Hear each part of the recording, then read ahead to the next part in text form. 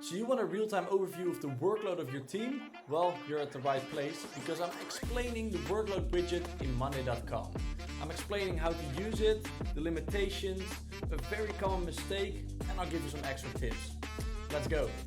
So we're now on Monday.com and I'm going to show you how to add the workload dashboard to your Monday.com environment.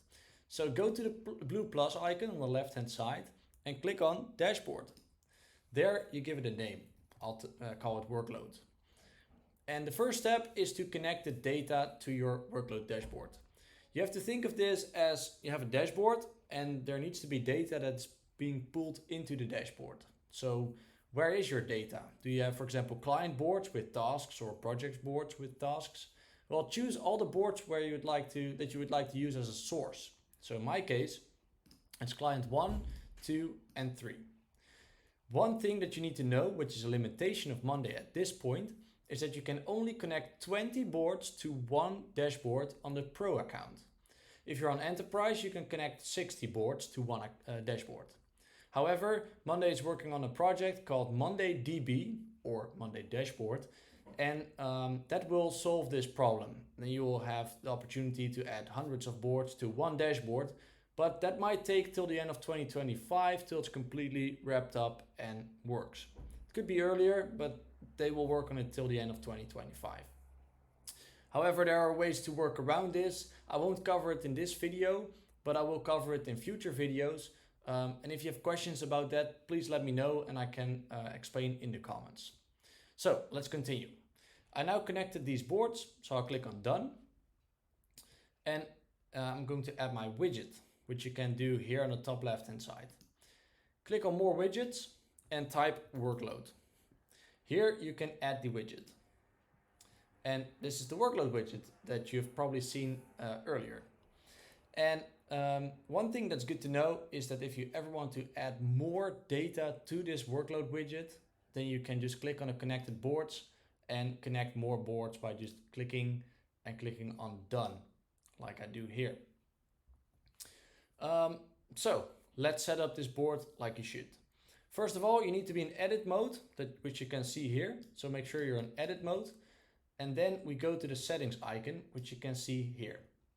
If you click on it, we'll go through all the settings. The first setting is the time column, which will determine this bar. This is usually a date column, which shows the deadline of a task. So in my case, it's also the date column. It might be that you have different kinds of boards with different types of date columns. One might be called deadline, where the other one might be called date.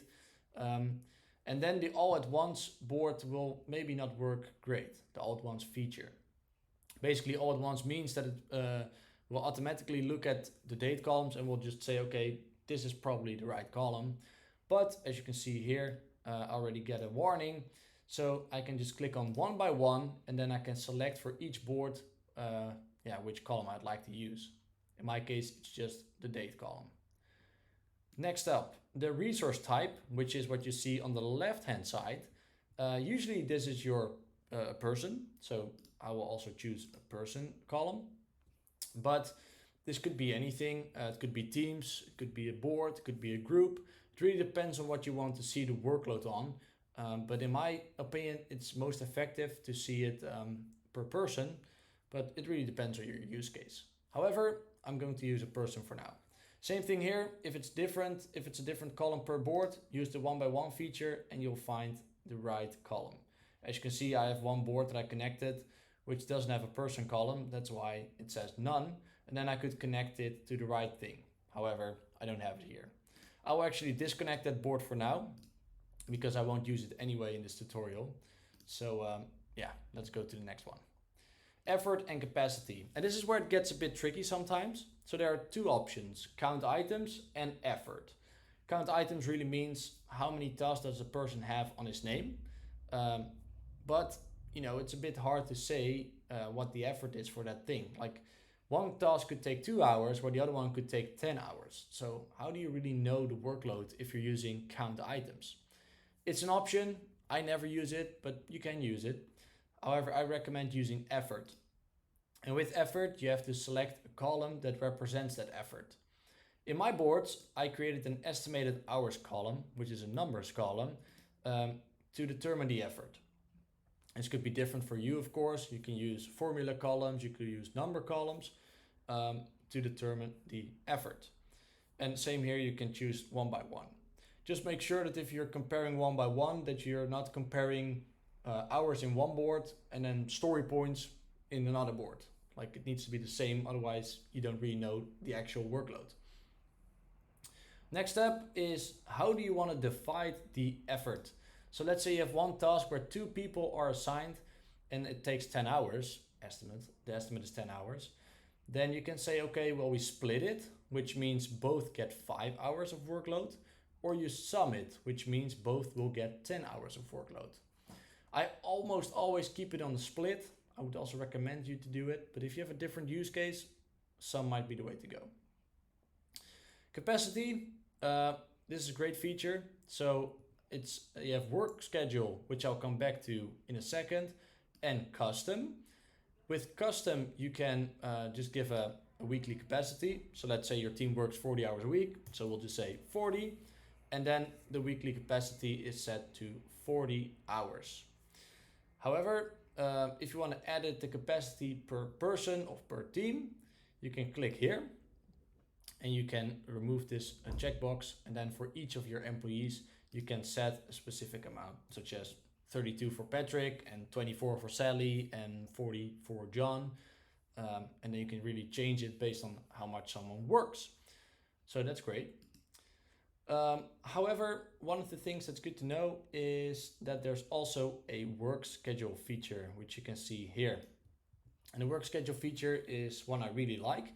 You can actually connect the workload board to the work schedule feature of Monday. And if you don't know of the work schedule feature, it allows you to set how much time someone works based on which team that person is in and also when that person has free time. I'll show you how to set it up now by going here and then into administration. And then here you see the work schedule feature in the general tab. Just click there. And as you can see, there are some work schedules here. I've already tested it a bit. I have a default work schedule, but let's add a new one. And when you add a new one, you can determine from when to when does my team work. So you can just change it based on what works for you. Then you go into the next step and you can determine when they have time off. So you could say, well, I don't know, just an example, from the 5th till the 9th, we have, a test holiday. And then we add the time off. And then when the person is in this team, there will be no capacity in the workload in this person's schedule because there's time off. This is very powerful if you have a team from multiple countries with different public holidays. So you would just put every single country in a specific team. You would put a work schedule for it. So you would say, well, in the Netherlands, they have from this to this day, they have free time. And in the US, it's different. And will automatically work in your workload schedule. So what you would then do next, after you've set up the work schedule, is assign it to a team. In my case, I don't have teams in this example account, but if you have teams, you can assign it and then click on assign later or confirm the assignment. If you want to know how to add people to a team, click here, click teams, and then here you can add a new team, which you can then give a name and add members to it and then create it. And then you can use it in the work schedule. But it goes a bit too far for this video. So I'll go back to the workload widget. So let's click on settings. And then, well, we were at capacity, so that's done. Then you have some settings, which I'll show you in a second. By the way, I just saw that I didn't have those round thingies yet, which I didn't really understand why. And if you have the same thing, this is very good to check. So if you go into click here on weeks and click on days, you'll actually see, you'll probably see something like this. And then you'll see on what day the items are scheduled. But my problem was it was scheduled on a weekend. And as you can see here, it will just show this this warning sign saying there's an item scheduled on a non-working day. Same thing when you have it scheduled on a free time day, as you can see here. So it will actually show you when someone has free time. However, you can use this icon to drag and drop it to a date where the person is actually working, or to decrease workload, you can also, reschedule it on different days to actually make sure that the workload of someone matches his capacity. So let's get back to the settings. So you can present the workload as a number, which I don't use actually. I always use a percentage, which will show the percentage of the workload compared to how much workload this person can handle. So in this case, 63%, in this case, 113, and you might need to look out for this person because there's too much work on his or her plate, which will also be shown by these red circles rather than the blue circles. Well, then we have another feature which is called split team's effort between members. If you have a task that is assigned to a team, it's very similar to with the effort feature. You can decide, let's say you have 10 people on a team and a task takes 100 hours, then should every single person have 10 hours on his plate, or should it be 100 hours for that whole team? Well, I usually click on this checkbox, but if you, for example, have a resource type which is always a team, then this makes a lot of sense to turn off, because then you want to see how much work is there on the plate of my team. Showing the color legend has something to do with this. So if I turn it off, you see it here, and you can actually change it by the color by feature, which will show, as you can see here in the bottom, you can see the different things, which will reflect these tasks under it. So you can say, okay, we want to see it based on board. So maybe, the pink type of color is always a specific client and blue is another client. I don't use this that often, but it could be useful.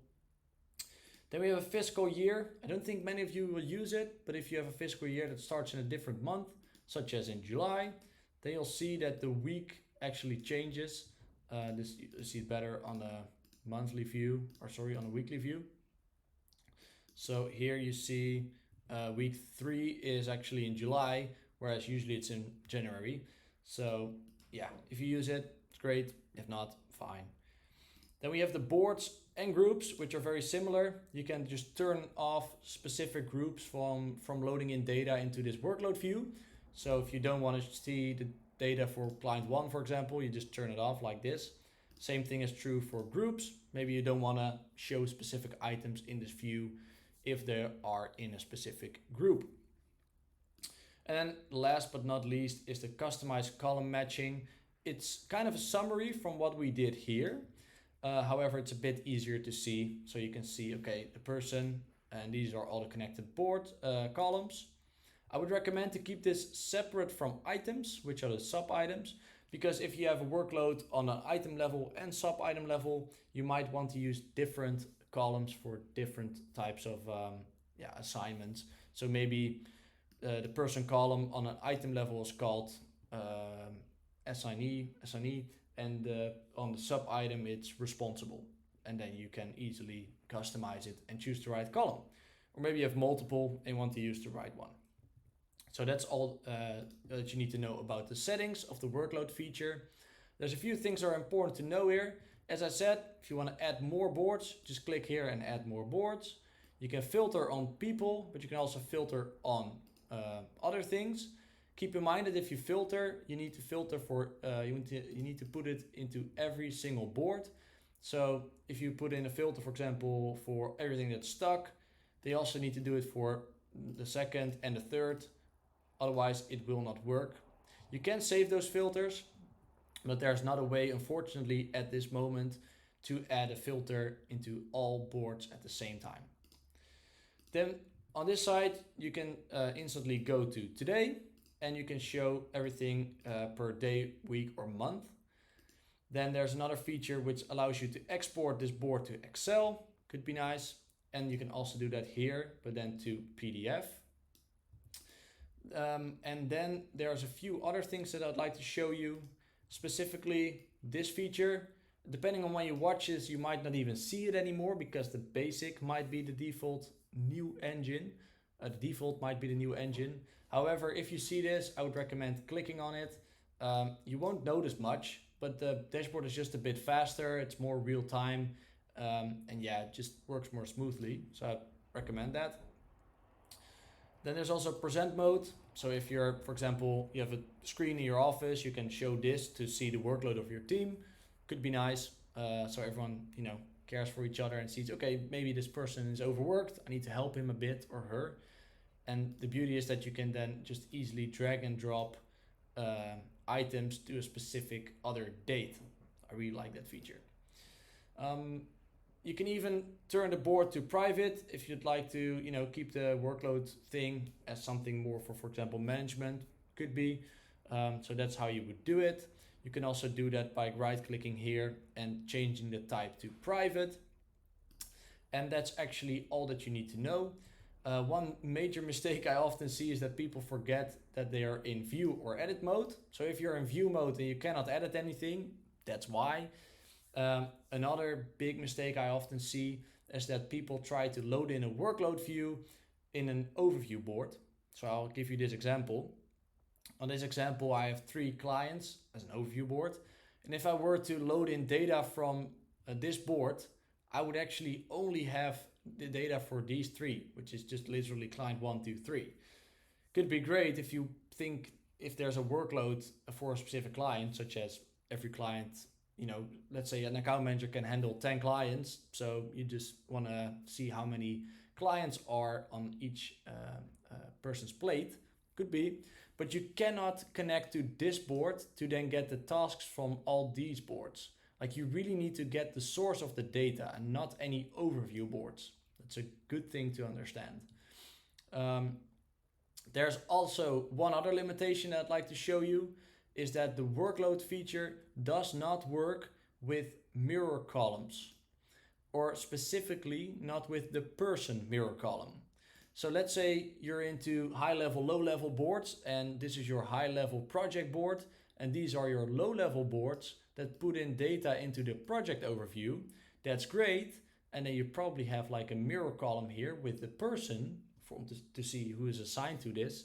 However, you cannot see, you cannot use that mirror column into a workload dashboard, even though you might see it as an option in the settings. I don't know if this is a bug by Monday and if they will fix it anytime soon, or if this is just something that will stay like this for some time. However, keep in mind that it currently doesn't work. So if you really want to, if you have a dashboard, a board, and you really want to use that mirror column from that board, you need to use an app like Column Magic or Auto Boost to automatically duplicate that mirrored column into a person column, because then it will work. However, that gets a little bit more advanced. Thanks for watching this video. Hopefully you liked it and learned a lot about the workload feature. If you want to help the channel for free, just leave a like and subscribe to the channel. If you still have questions, just leave them in the comments and I'll answer them for you. And if you'd like to get personalized advice for your own setup in your own company, in the description you will find my contact details and we can schedule a chat to discuss your project. Hope you have a great day and I'll see you soon. Bye bye.